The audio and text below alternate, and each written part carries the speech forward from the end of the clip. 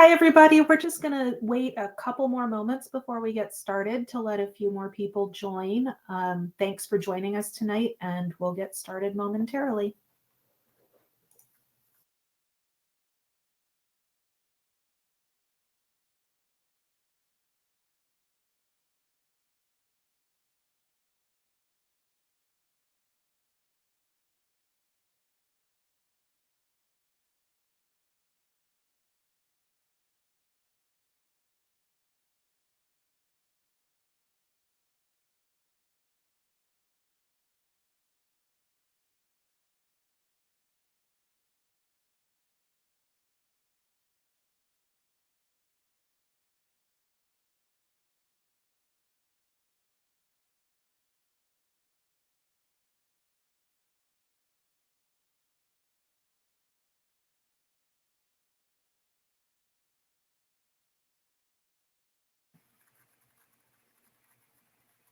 Hi, everybody. Thank you so much for joining us this evening for our latest webinar, Your AP Game Plan for 2025, How to Start Strong and Stay Ahead.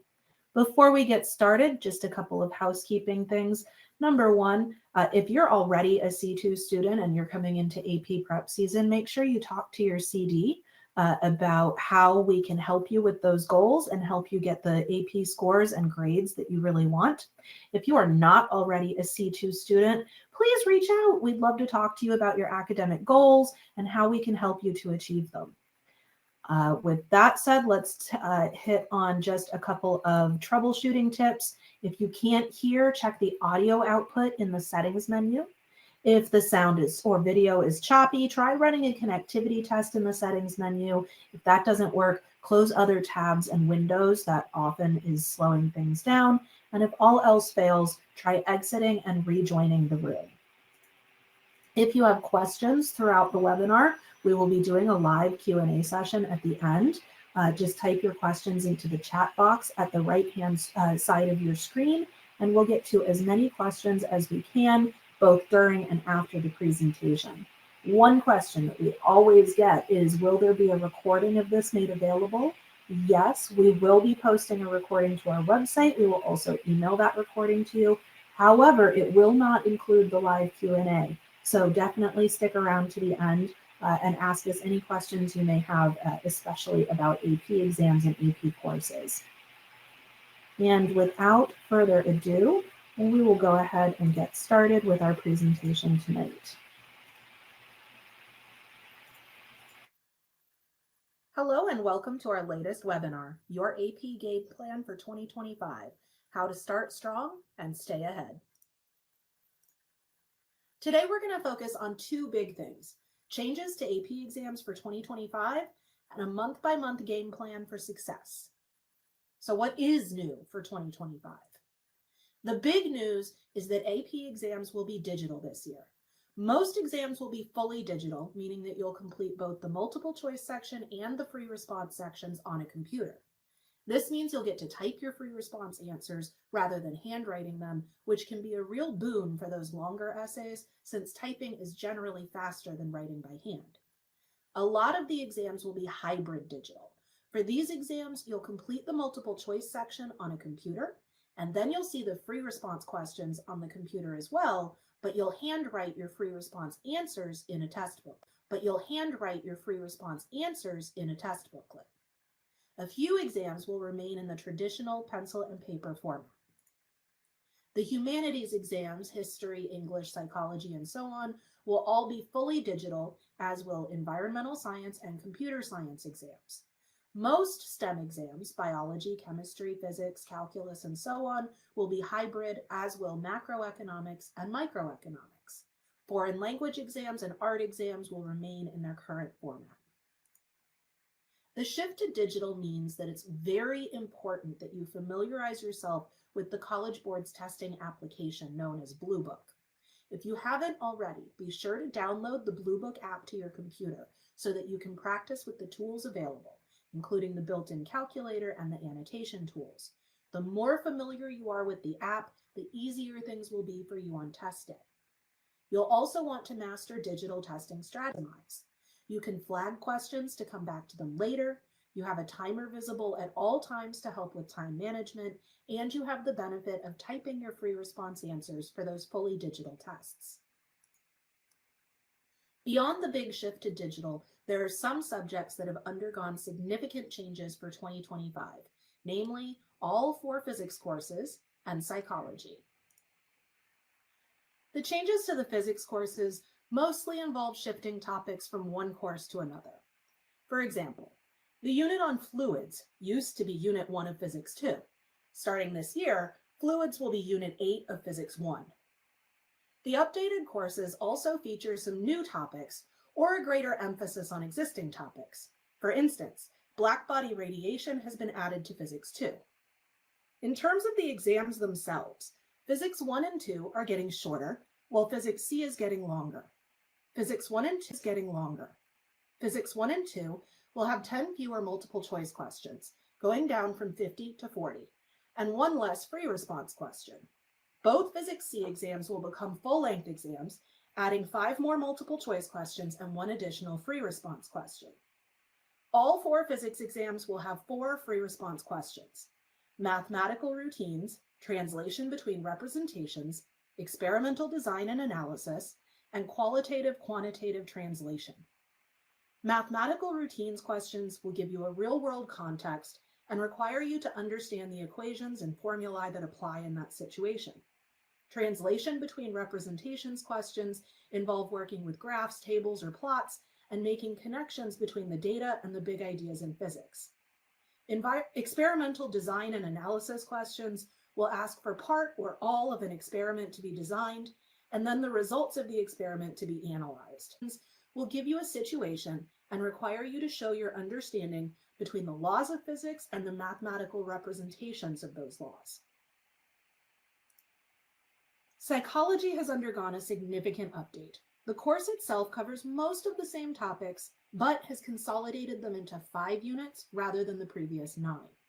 There's a new emphasis on research methods and data interpretation, and a strong focus on the 750 key terms College Board has identified as being important to an introduction to psychology course.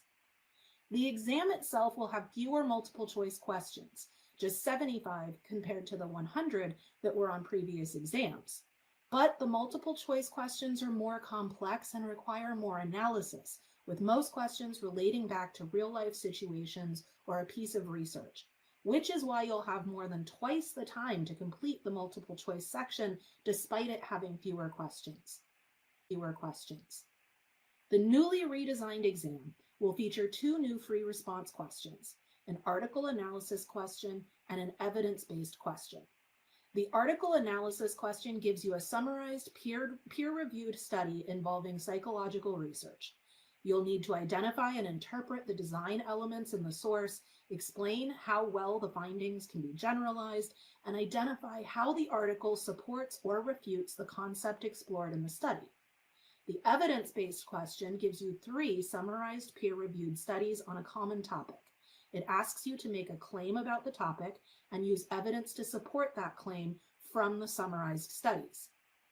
This is like a DBQ, but for psychology.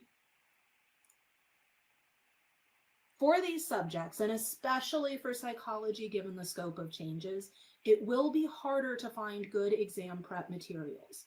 When an AP exam is redesigned, publishers have to rush to try to incorporate the changes into their exam prep books, which means that it's tougher to find up-to-date resources.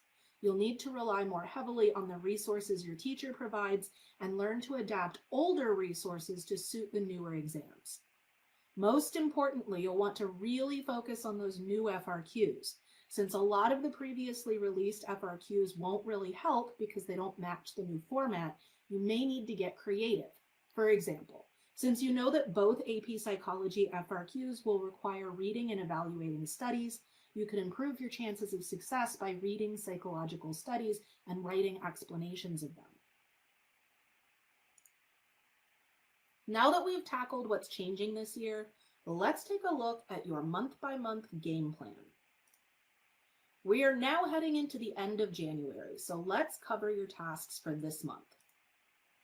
Start by looking back at fall semester. What worked for you? Were there study strategies that you found really helped you? If so, great. Keep using those strategies and see if you can apply them to your other classes. Were there particularly tough topics in your AP classes that you just really got? Ones that clicked for you so well you still remember them really well? Excellent. Those are going to be topics that you'll be able to spend less time on when you start exam prep. Then think about what really didn't work. What challenges did you have in class or on tests? And what are some solutions you might use to try to overcome those challenges this semester? Were there topics that you really struggled with? And if so, is there a pattern to those topics? Make note. These are going to be topics you'll want to spend more time on when you begin your exam prep. Right now, your primary focus should be on getting a great grade in each of your AP classes. Levels from last semester. If you found strategies that worked, make sure you incorporate them into your study routines for as many classes as possible.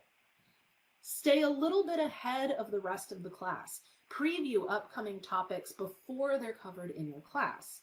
That way, you go to class ready to ask questions and get clarification, making it way easier to master each topic than if you come in raw. Always, always, always take really good notes. This will help you now as you work to maintain a good grade, because taking good notes helps you retain information, so you'll do better on tests and quizzes. But it will also really help you when it's time to prepare for AP exams later, because your notes are an amazing study resource. For GPA maintenance, you should plan to spend around half an hour per AP subject per day reviewing material and previewing upcoming topics. By breaking things up into smaller chunks of just 20 or 30 minutes a day, you'll be able to maintain or improve your grades without getting completely overwhelmed. And lastly, it's time to start planning for AP prep, AP exam prep. Notice that I said planning, not starting. You don't need to start actively preparing for exams until about 12 weeks before exam day, so mid to late February. Now is the time to lay the groundwork for exam prep. Let's start with what AP exam prep should really look like. A lot of AP exam prep books and resources advise you to start exam prep with a diagnostic exam. And that's a really great approach for skills-based tests like the SAT or the ACT. It's not really ideal for knowledge-based tests like AP exams. If you take a practice test right now, I can already interpret your results. You'll find you've probably forgotten a good deal of it, and you'll have weaknesses in the topics you haven't yet covered in class because you haven't yet covered them in class. And that can be anywhere from a third to a half of the total course material at this point. So as a diagnostic tool, a test doesn't really help tell you anything new. Instead, we recommend starting AP exam prep with a thorough content review. Plan to spend about 6 weeks reviewing everything you've covered in class so far, and this will take you to about the end of March. At that point, you'll do an intensive review of the topics that you might not have covered yet. For example, I almost never see US history students get much further than the 1970s in their class, but the period from 1980 to the present still makes up about 5% of the total exam. If you don't cover Reagan, the end of the Cold War, and the many economic and societal shifts of the 90s and 2000s, you're leaving a lot of possible points on the table. And what if one of your essays happens to hit on that last unit? That would be bad for your score. Only after you've reviewed everything from start to finish should you start taking practice tests. That's usually going to be the end of March into April. Now these tests have diagnostic value. If you've already reviewed everything, then scoring poorly on a certain topic isn't just because you first learned it a long time ago or you haven't covered it yet. It's because you have a topic that you're truly struggling with and need to triage. This is when you should use test results to target additional review and practice so that you're shoring up your weaknesses. With all of that in mind, there are some steps that you should start taking now to get ready for the marathon of AP exam prep. First, determine the scope of work involved. Are you preparing for one AP exam or 6 of them? You'll need to take that into account. Maybe you begin your prep a little earlier so you can spread it out over a longer time, or you go into exam prep time just knowing that you'll eat, sleep, and breathe AP for a couple of months. For each of your AP subjects, make a list of the topics that will be on the exam. For most subjects, the College Board publishes a course at a glance that can be super helpful in listing out topics and identifying which units show up most frequently on the exam. Once you have a list of topics, rate your confidence in each. Be honest with yourself. This self-evaluation will help you determine where to spend your prep time for the biggest bang for your buck. Once you have a sense of the scope of work, create a big picture study timeline. Consider how often you'll be able to focus on AP exam prep while still keeping your grades up. Remember, this exam prep will likely be in addition to the 20 to 30 minutes a day that you spend just maintaining your grades. If you know you'll only be able to fit in about one study session a week for a certain subject, you'll be better able to consider how to break up the topics you need to cover. How many topics will you cover each week? Are there topics that you're not really confident about that might require more time than others?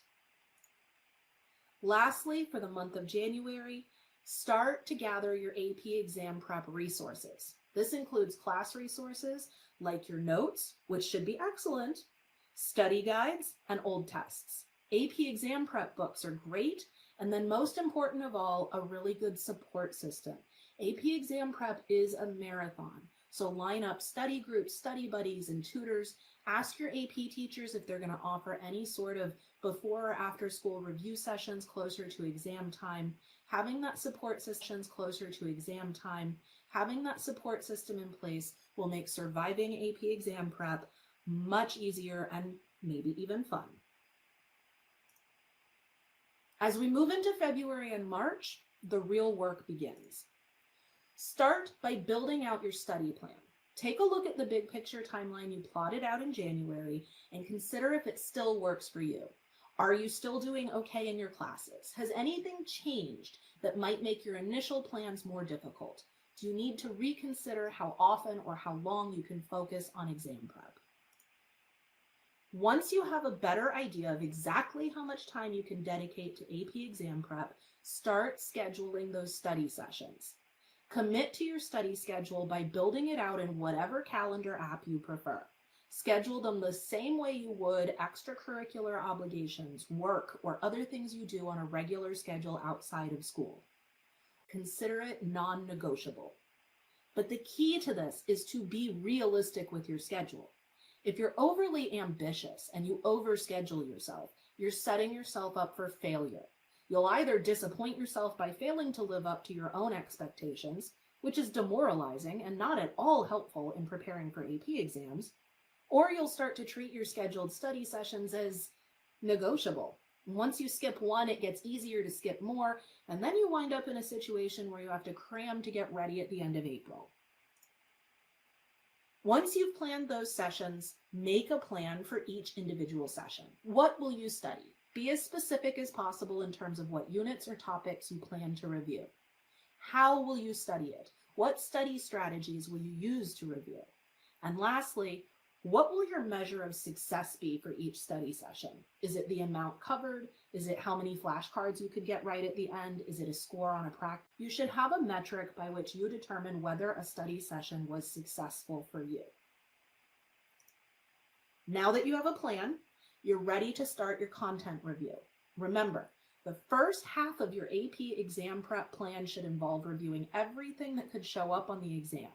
And as you do your content review, you'll need to study smarter, not harder, which means using active study strategies. When I say review everything, I do mean everything. Don't skip units or topics that you think you already know really well. Being confident on a topic doesn't mean you shouldn't review it. It merely means you can plan to spend less time reviewing it. You'll want to spend the most time reviewing topics that show up on the exam frequently. Again, College Board resources can be super helpful there. Topics that were covered towards the beginning of the school year and topics that you feel less confident about.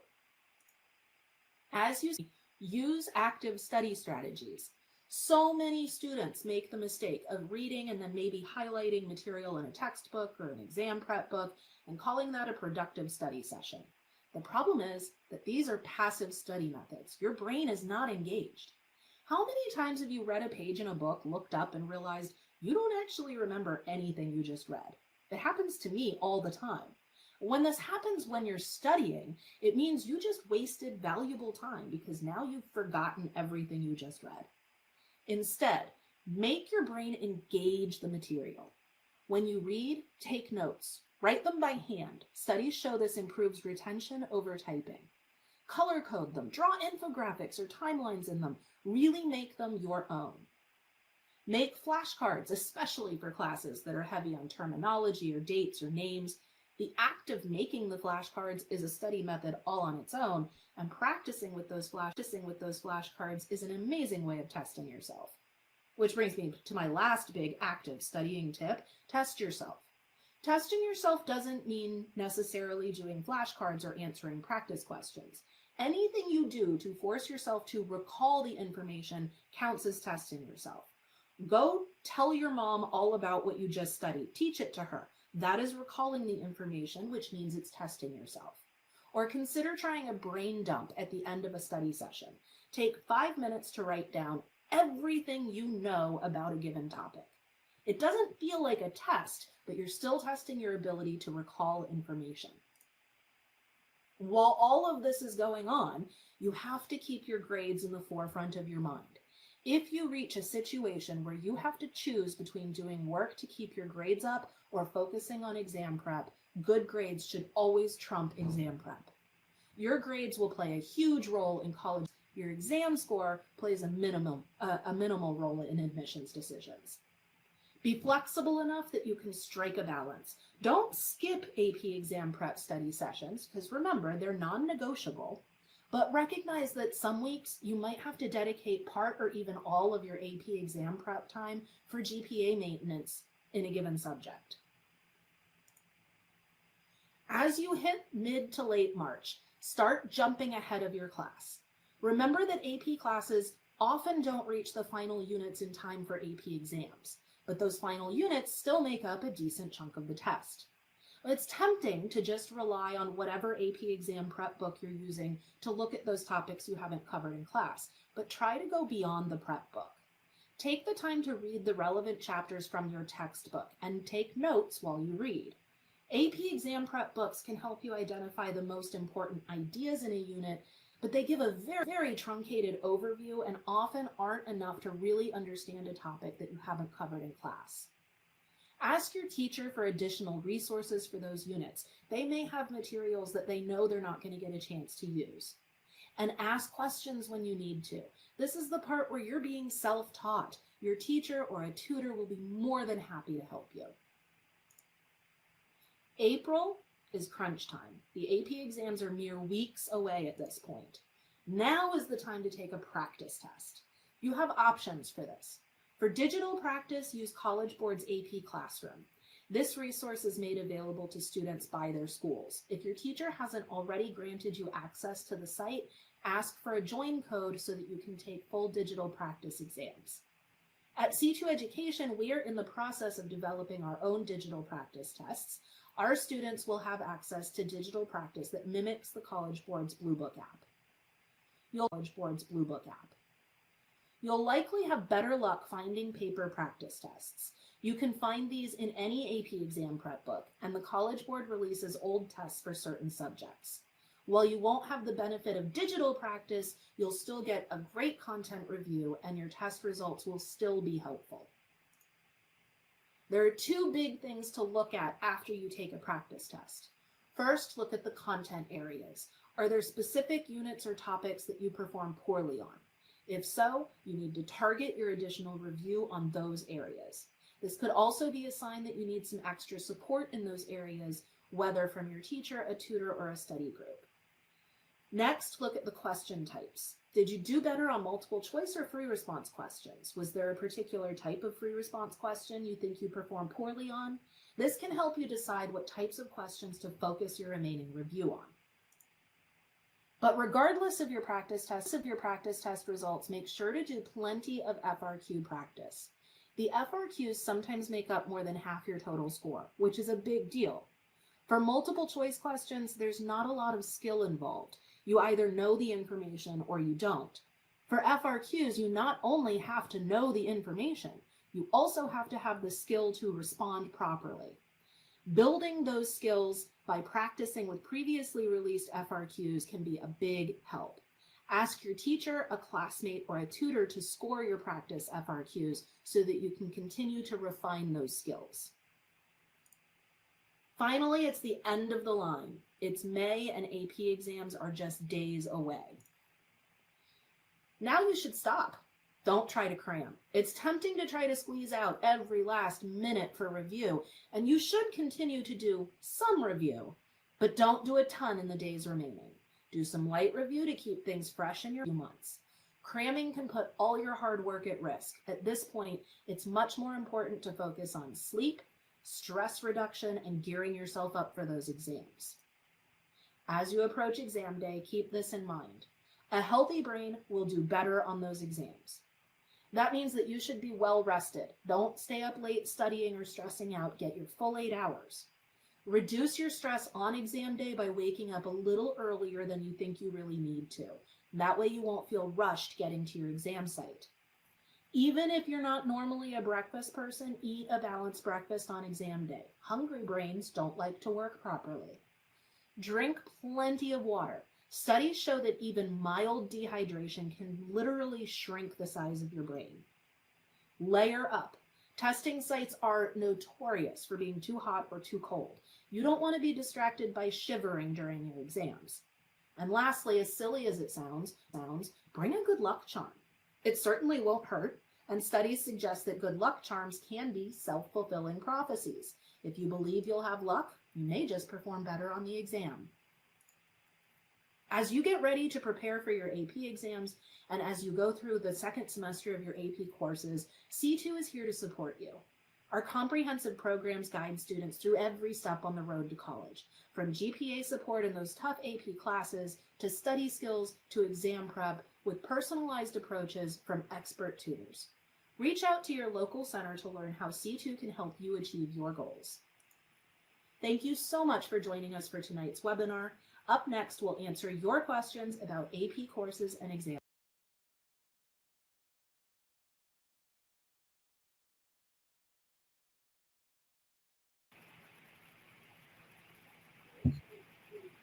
All right, welcome everyone to tonight's webinar. Thank you for everyone. Thank you to everyone for joining us. Thank you, Ashley, for the presentation. My name is Jesse. I'm the Content Marketing Manager here at C2. And I'm going to help us jump right into the live Q&A by reading some of the questions that you guys have already dropped into the chat. If you haven't, start doing so now. Drop as many questions as you like. We're going to try to get to as many questions as we can within the next 15, 20 minutes or so. So don't be shy, ask away, and we'll try to get to your question as soon as possible. So that being said, let's start going down the list of questions, and I'll answer one that I've seen pop up a few times, and that is, will the slides or the deck be available? The actual presentation itself, the deck, will not be available. However, the recording of this presentation will be available on our website within the next couple of days. So just keep an eye out on c2education.com and the webinar tab on the website. You should see it there, like I said, within the next couple of days. So that will be readily available for you guys in no time. All right, now let's keep going. First question. Do students usually take all 3 AP Physics exams, or do they choose among Physics 1, Physics 2, and Physics C? They choose between Physics 1, 2, and C. That's not to say that they can't take more than one AP Physics course.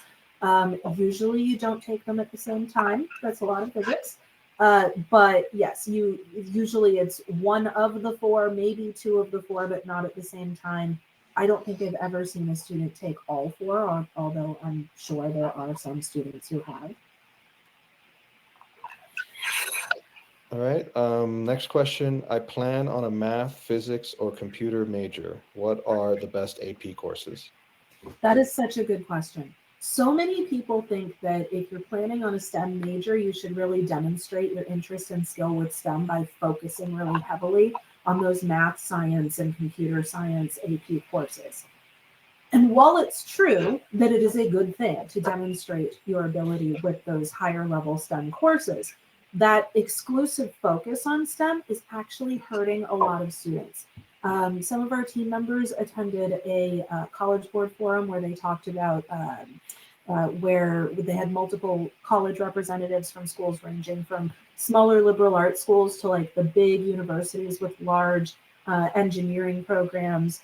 And what we heard overwhelmingly across all types of schools was that, especially for STEM majors, they want to see that not only are you really strong with the maths and the sciences and the computer science and the things that you're planning on pursuing from a academic and eventually a career focus, but that you also have a good grounding in the humanities, that you can write well, that you have the critical thinking and critical reasoning skills that you gain from classes like AP history classes. So I would say sorry, that was a very long answer to your question, but the short answer is there's no one AP course that you should be pursuing because you want to focus on STEM. You should absolutely be showing your academic strengths in STEM areas, but you should also be balancing that with a firm grounding in the liberal arts. All right. Next question. The school my daughter attends requires that students take a maximum of only 2 AP classes per semester. Will this disadvantage her? Absolutely not. One of the things that your student will submit along with her college applications is I'm losing the word, counselor recommendation form. What a counselor recommendation usually includes, it's less about it's not like a teacher recommendation where the teacher's talking about their personal relationship with the student and how amazing your student is. It's more providing context for the student's school. So they'll provide things like how score weighting and GPA works at your school, what courses are and are not available, if there are limits to AP courses like your student's school. So students are never disadvantaged in the college admissions process because their schools had certain rules or policies or limitations in place. What is a recommended AP test book? Here at C2, we are proud to partner with McGraw-Hill using their 5 Steps to a 5 series, so I'm a big fan of that. But really all of kind of the big name test prep publishers, McGraw-Hill, of course, Barron's, Princeton Review, they're all rather formulaic. They all follow generally the same structure. They're all pretty decent quality, especially if you're looking for a high volume of practice questions. It's often helpful to use more than one prep book for a subject. So just keep that in mind as well. All right. And do you have any especially helpful resources for AP chemistry? Ooh, AP Chem. Well, in addition to, the standard AP prep books, the 5 Steps, the Barron's, the Princeton Reviews, and so on and so forth. Khan Academy is a great free resource. They have some great AP Chem materials. In terms of other free resources, OpenStax has a kind of college level chemistry textbook that can be helpful for some students. And then of course, any resources your teacher is providing you, always hold on to those, study guides, cheat sheets, that kind of stuff. That's what comes to mind for AP Chem. All right. For AP Physics 1, will the questions on Unit 8 fluids be similar to how they were when they were a part of the AP Physics 2 exam? If Yes. so, can we then just use AP Physics 2 questions to prep for that unit? Absolutely. And that's a great idea. And that's what I kind of mean about getting creative when you're trying to leverage some of those older 2024 and before materials to still prepare for these updated exams, is if you understand how the exams are changing. And College Board has a ton of information about that on their website. You can kind of predict resources that you can recycle from previous years. My son is taking the IB program. I want to ask if you have dedicated sessions to IB students. Definitely talk to your local center director. So our centers typically are very much experts in the offerings in their specific area. So if you have a local center, they're probably very, very familiar with the IB offerings at your school, and they'll be able to talk you through how we can support your son through IB courses. All right. What is the recommended strategy for going ahead of the curriculum to prepare for the AP exam? Will tutors help with this process? Absolutely, yes. If your your C2 tutors will often ask you for things like the syllabus that your teacher provided you at the beginning of the semester, at the beginning of the year, or maybe photocopy out the table of contents from your textbook, because a lot of teachers go in order of the table of contents. And that way they can predict what's coming up next in your courses and help you to kind of have at least a grounding in what's coming next, so you're better able to master it when it's covered in your course. All right. This is a follow-up to the IB program question. Is there an IB exam, or are there any IB exam prep books? There are. I typically recommend using Mometrics, Mometrix, I believe. They have a pretty thorough exam prep book for most IB subjects. All right. How many AP exams are recommended to get into a good school? So it's less about the exams than it is the number of courses you're taking. So let's talk mostly about courses. Although, well, side note, I'll put that on the table for a second. Let's talk about courses first. As we just discussed with another question, sometimes your school will have limitations in place. And if so, whatever, you max out those limitations and that is what it is, and you're fine. Like, you're never going to get penalized for that.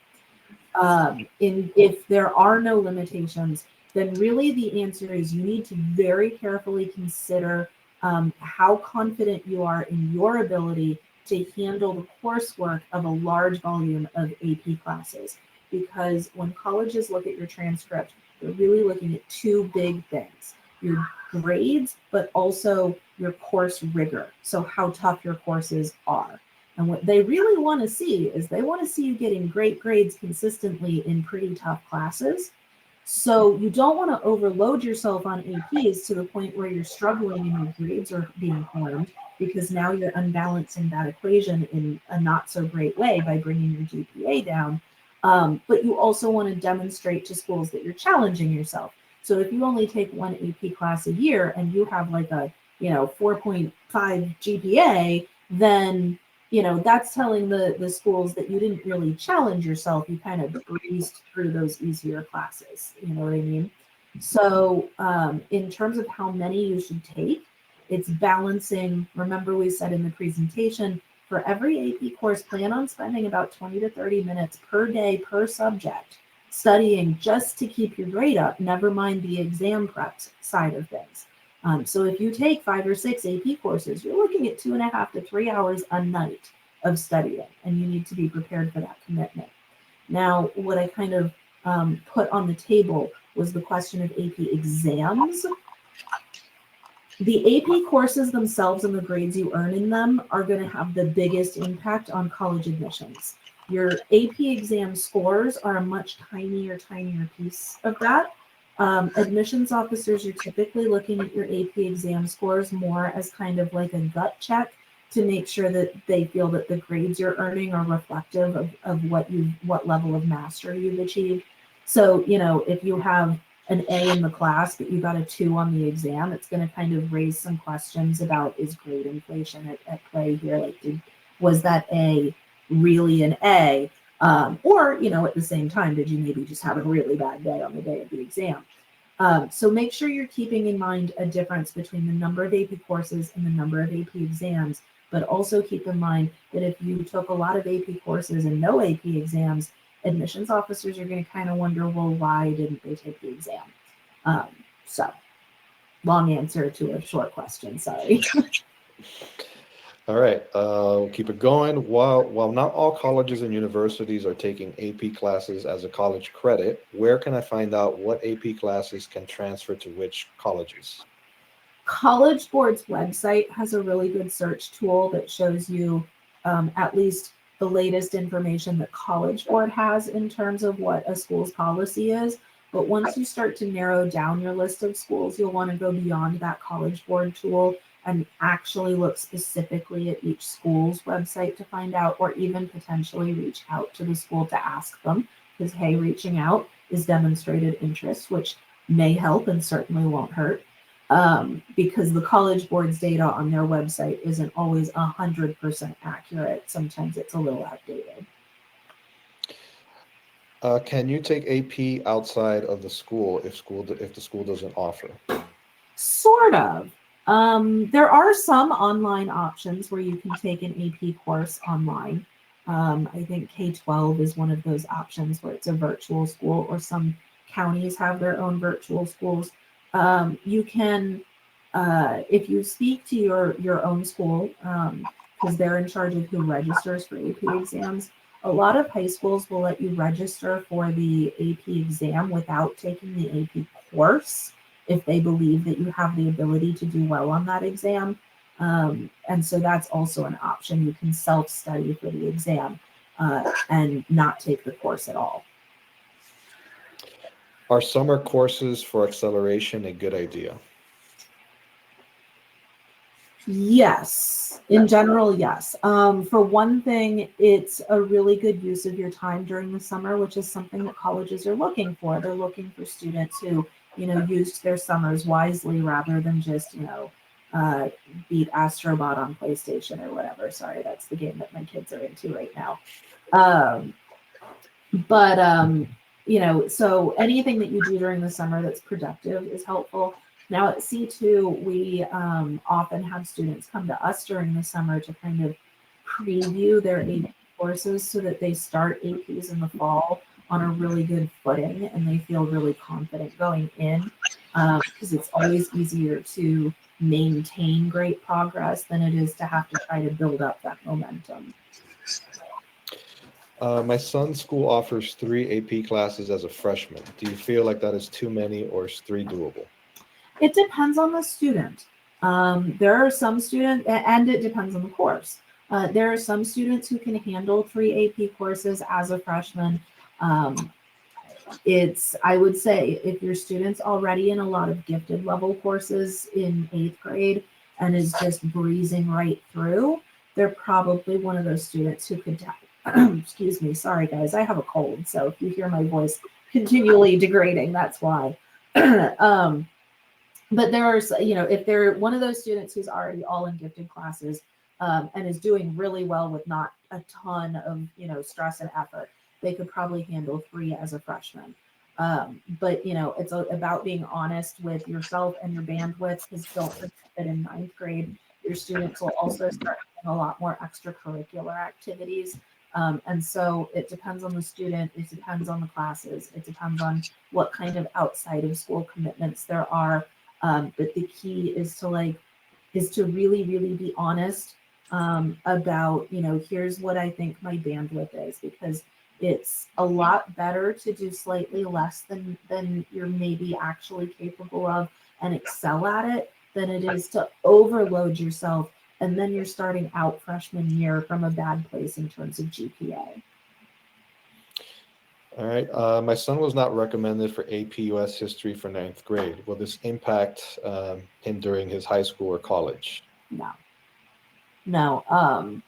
Especially if he takes AP courses later in high school.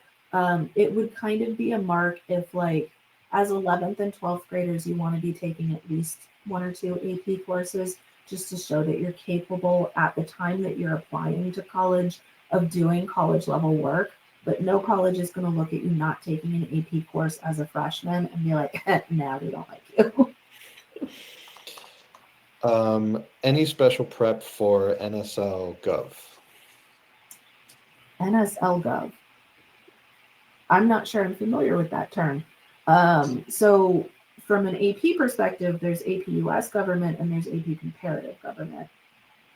So do hop back in the chat and clarify when you get a chance. I'll keep an eye out for that.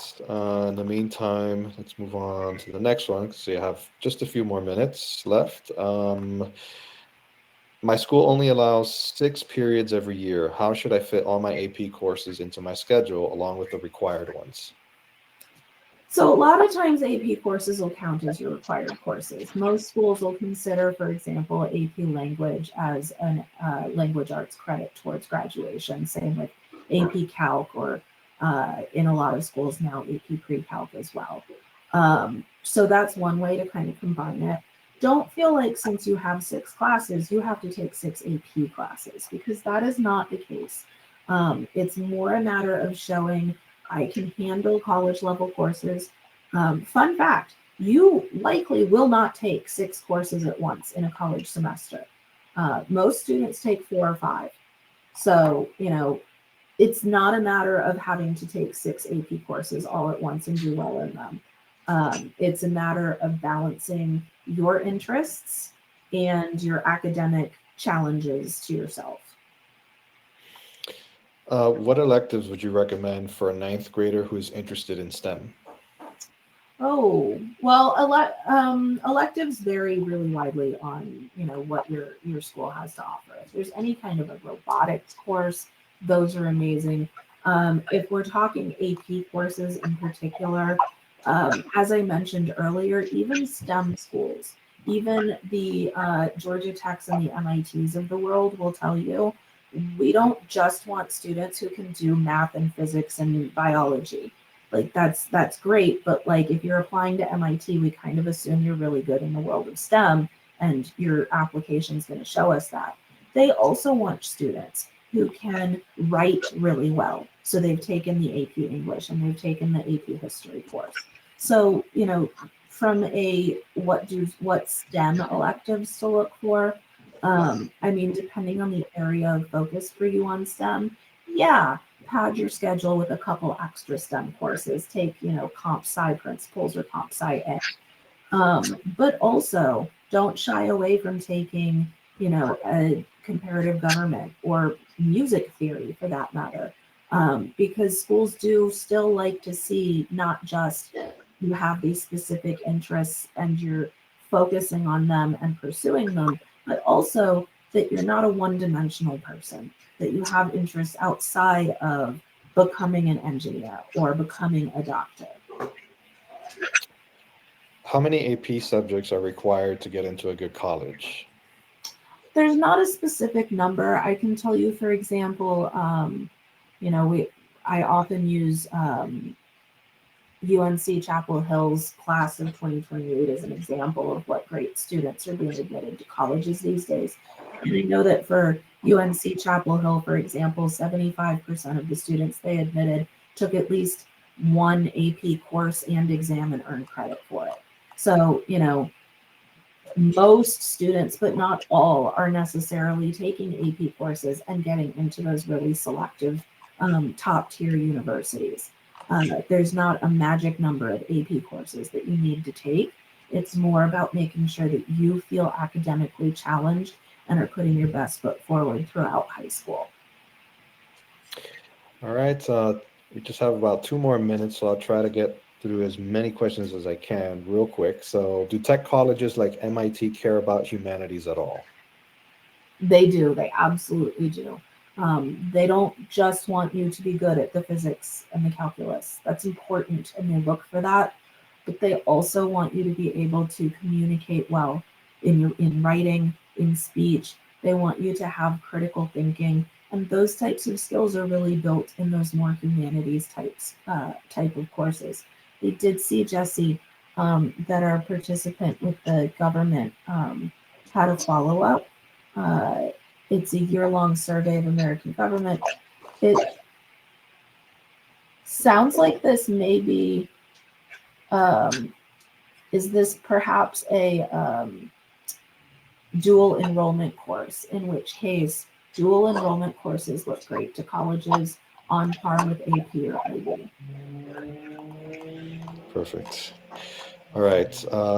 We have time for one more, so let me see here.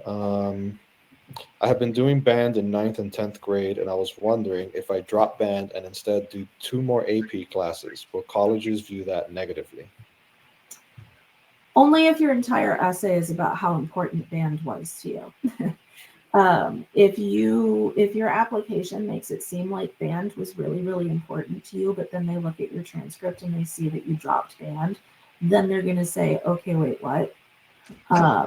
But if band is not, and honestly, if band is something that's important to you and makes you happy, don't give it up just to take AP courses. Like, do band. Um, but if you honestly are not that into band and you think maybe these AP courses might be a better way of challenging yourself and you'd be happy with that choice, then go for it. But I don't think that's going to be like the difference between getting in or not. Do colleges want to see you do the things that you're interested in? They want to see you as a three-dimensional human being, not as an automaton who's checking off boxes to make sure that they're the ideal STEM candidate or the ideal anything candidate. They want human beings who have interests, who challenge themselves intellectually, who are bright and contribute to their communities. So keep that in mind as we talk about all of this, because you are a lot more than just your transcript. You are not just numbers on a page. You are a three-dimensional human being, and that's what schools are really looking for. All right. Thank you so much, Ashley. I know you're battling a cold and you're doing your best to answer these questions. So we really appreciate you taking the time to answer as many questions as you possibly could. And thank you, everyone, for joining us tonight. Again, we do these webinars on a monthly basis. If you want to find out what the next webinar topic is going to be on, make sure you're following us on Instagram. That's typically where we announce the next topic for all of our webinars. So just find us at C2 Education. That's our Instagram handle. Give us a follow, and you'll be up to date with everything that's going on with C2, with academics, test prep, college applications, all that good stuff that you guys are interested in. We're constantly posting fresh content to keep you guys in the loop of what's going on in the academics world. So make sure you follow us. And again, to anyone who joined us late, this recording will be available. The presentation will be available on our website within the next couple of days. So just head over to c2education.com and click on the webinars tab, and it should be there probably in the next 2 or 3 days or so. The actual slides or the deck will not be included, but you will be able to watch the presentation that was given at the beginning of this webinar. It does not include the live Q&A, which is why we encourage everyone to join us every month, because that way you can actually participate, ask any questions you'd like, and get any information that you need pretty much live and on air. So make sure you join us again next month. Follow us on Instagram. Thank you, Ashley. Thank you, everyone, for joining us, and have a good night. Thanks, everybody.